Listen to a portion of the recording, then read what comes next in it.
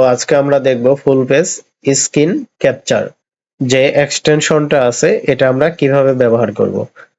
Full page screen capture হলো এমন একটি ফিচার বা টুল যার মাধ্যমে আপনি একটি ওয়েব পেজের পুরো অংশ উপর থেকে নিচ পর্যন্ত একবার স্ক্রিনশট নিতে পারবেন, ইভেন যদি পেজটা স্ক্রল করা লাগে। তো আমরা একটা ওয়েব পেজ দেখি।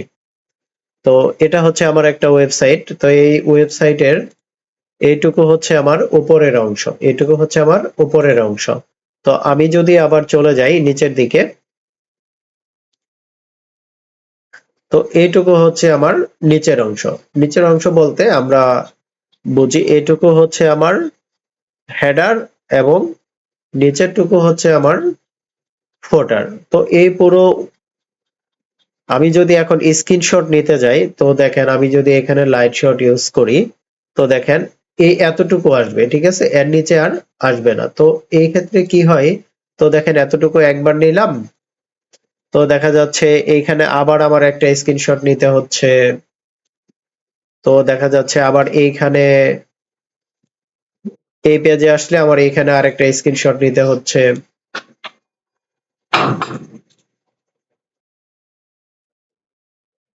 তো এইভাবে আমার অনেকগুলো স্ক্রিনশট নেওয়া হয়ে যায়। তো সেই ক্ষেত্রে আমি একটা অ্যাপ এক্সটেনশন ইউজ করেই হচ্ছে আমি এই পুরো পেজটা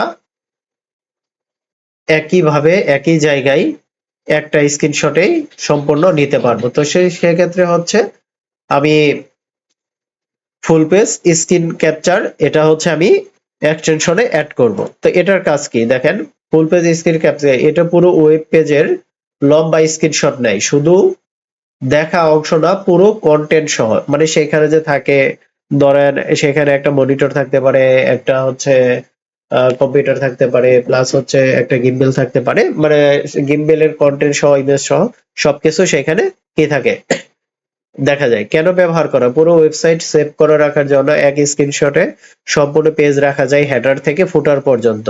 ডিজাইন বা ইউআই দেখানোর জন্য ক্লায়েন্ট বা পুরো টিমকে লেআউট দেখাতে বোঝাতে সুবিধা হয়। ডকুমেন্ট বা রিপোর্ট তৈরি করে এসইও অডিট ওয়েবসাইটে, আচ্ছা যারা এসইও অডিট করেন, যে একটা ওয়েবসাইটে এসইও অডিট করা হয়েছে, তো সেটা কি আপনি এভাবে স্ক্রিনশট দিয়ে দেখাতে পারেন। বা হচ্ছে রিপোর্ট তৈরি করার জন্য ওয়েব অ্যানালাইটিক্স এর যে বিষয়গুলো আছে বা গুগল অ্যানালাইটিক্স এর যে বিষয়গুলো আছে, এগুলো হচ্ছে আপনি রিপোর্ট তৈরি করতে পারবেন। তারপরে হচ্ছে কন্টেন্ট ব্যাকআপ রাখার জন্য, কোনো গুরুত্বপূর্ণ পেজের কপি রাখতে, স্ক্রলিং ছাড়াই ভিউ করার জন্য, এক ছবিতে সব দেখা যায়। তো এরকম আরো কিছু টুলস আছে, যেমন go full page, nimbus screenshot, awesome screenshot, Google কোপ, ডেপ টুলস।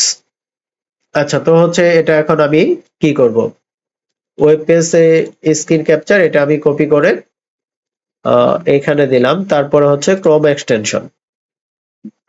তো এখানে আমি ক্লিক করি, ক্লিক করার পরে দেখেন এই যে এখানে আবার চলে আসছে। তো এটা আমি কি করব, অ্যাড টু ক্রোমে অ্যাড করব, অ্যাড এক্সটেনশন।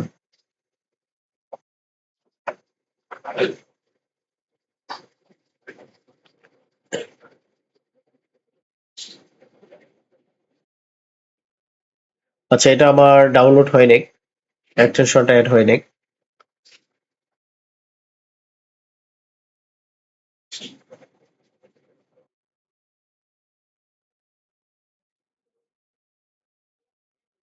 আচ্ছা দেখেন এই এক্সটেনশনটা কিভাবে ব্যবহার করা হয়।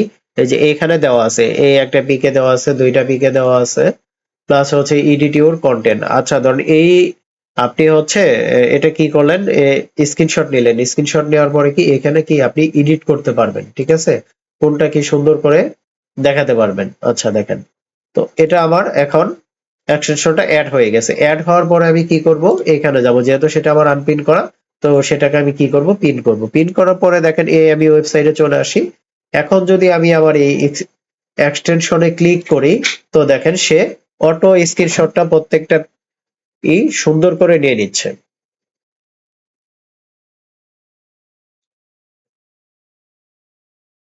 দেখেন এই যে এখন দেখেন এই টোটালটা কি হয়েছে, আমার সুন্দর করে স্ক্রিনশট নেওয়া হয়ে গেছে। তো এটাকে ধরেন আমি জুম করি,